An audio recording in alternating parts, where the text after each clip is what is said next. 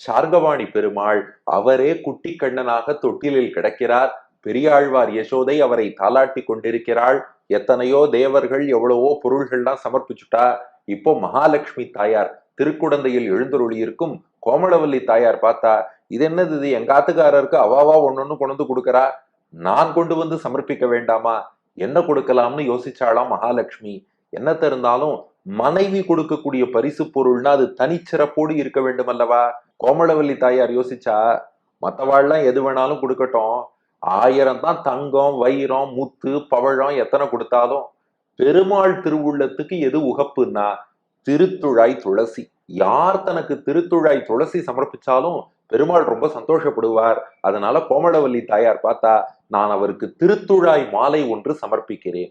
அத்தோடு கண்ணபிரானுக்கு நெத்தியை சுற்றி அப்படியே ஒரு பூமாலை அணிவிப்பார்களாம். அந்த மாலைக்கு என்ன பண்ணலாம், சாமானிய பூவெல்லாம் கூடாது, தேவலோகத்துல கற்பக மரம்னு ஒண்ணு இருக்கு இல்லையா, அதிலே பூக்கக்கூடிய கற்பகப்பூ, கற்பகத்தை கொண்டு நெற்றியில் அணிவிக்கக்கூடிய மாலையும் தொடுத்தாள்.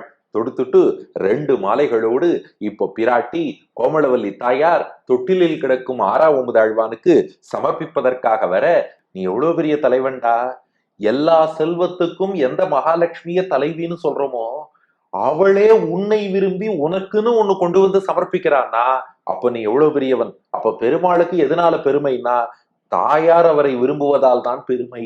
அதனாலதான் தாயாரே கொண்டு வந்து உனக்காக இப்படி மாலைகள் சமர்ப்பிக்கிறாளா, கோனே ரொம்ப உயர்ந்தவனேன்னா. அதுக்குள்ள மகாலட்சுமி தாயார் என்ன பண்ணிட்டாலாம், அதான் மாலைகள்லாம் சாத்தியாச்சேன்னு சொல்லிட்டு கொஞ்சம் நகர்ந்தாளாம். குட்டி கண்ணன் பார்த்தான், என்னது அவ பாட்டு குடுத்துட்டு போறாளேன்னு அழ ஆரம்பிச்சுட்டானா. உடனே பெரியாழ்வார் யசோதை சமாதானப்படுத்துறா, ஐயோ அழாதடா அழாதடா, தாலேலோ தாலேலோன்னா. கண்ணன் சொன்னா, அழாதேங்கிற, கோமளவல்லி தாயார் கொடுத்துட்டு நகர்ந்து போறா, தாயார் என்னை விட்டு நகர்ந்து போனா நான் அழமாட்டேனா அப்படின்னு கேட்டான் பகவான்.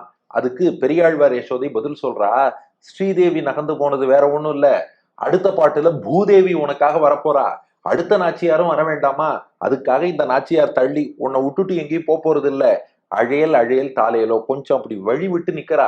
கோனே அழையல் அழையல் தாலேலோ, குழந்தை கிடந்தானே தாலேலோ,